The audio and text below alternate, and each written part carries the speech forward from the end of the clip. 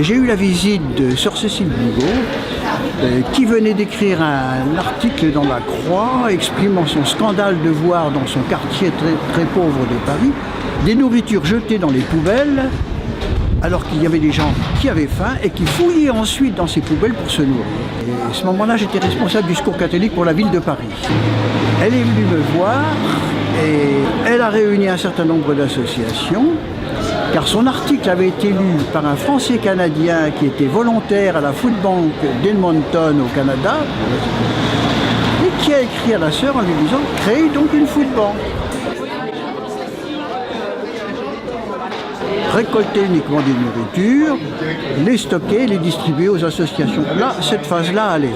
Mais le fait de ne pas acheter, l'esprit rationnel du Français, ça ne lui convenait pas du tout. En disant ça va marcher d'un mois, 2 mois, puis après ça ne marchera plus.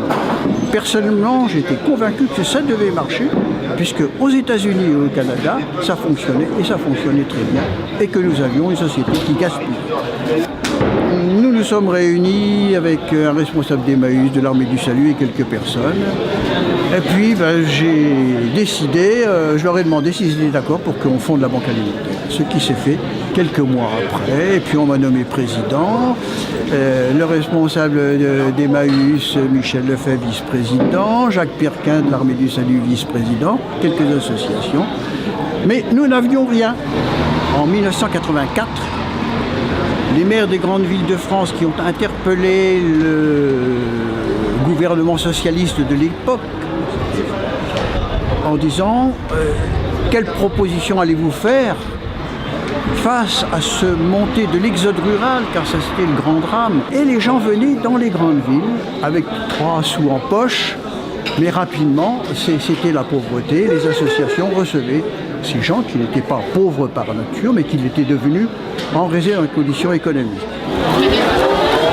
Alors là, nous avons eu des réactions intéressantes, car j'ai eu la visite au Secours catholique d'un responsable de la société Unigrain, qui était les céréaliers français, qui m'ont dit, écoutez, si vous créez votre banque alimentaire, nous sommes prêts à vous fournir tous les jours quelques milliers de pains fabriqués par des boulangers, nous leur fournirons la farine, et qui seraient remis aux associations que vous nous indiquerez. Et puis, 8 jours après, c'était la société Vivagel qui me téléphonait en me disant, écoutez, nous avons des poissons surgelés ainsi que des congélateurs que l'on peut mettre à votre disposition. Nous commencions avec du pain et des poissons, c'était quand même un symbole fort pour pouvoir lancer notre banque alimentaire. Mais nous n'avions toujours pas d'entrepôt. J'ai appris par un responsable du Secours catholique que cet édifice qui est ici, une église qui n'avait jamais servi, construite pour différentes raisons. Alors j'étais voir l'évêché et puis j'ai dit, écoutez, voilà, on est en pleine campagne de détresse, de solidarité. Ce serait bien que l'Église, qui vient de publier d'ailleurs une lettre Attention pauvreté, fasse un geste de solidarité, puis aller à l'évêché de Créteil. Et que, voilà, il y a cet édifice, mettez-le gratuitement à notre disposition.